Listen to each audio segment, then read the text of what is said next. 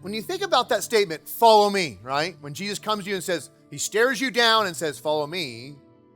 I think when we think about that statement in our culture, I think we struggle with that question. What does it mean to truly follow Jesus in America? Now, I was thinking about what it means, and I began to think about this, that to follow Jesus, it's done by imitating Jesus. We have to imitate him by pursuing him and walking as he walked.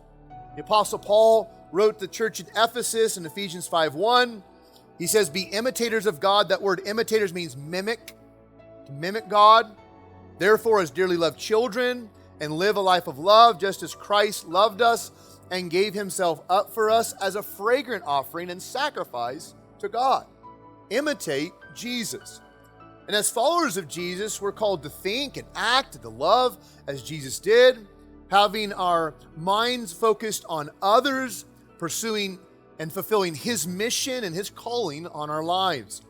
When Jesus says, follow me, it is a direct invitation to enter into a personal relationship with him, acting as his disciple by obeying his teaching, imitating his life, and making him the ultimate priority over one's life. I mean, it means leaving behind your old habits, the worldly pursuits, to walk in his light, to adopt love as the focus, and really it's a sacrificial lifestyle as you trust him as your Messiah.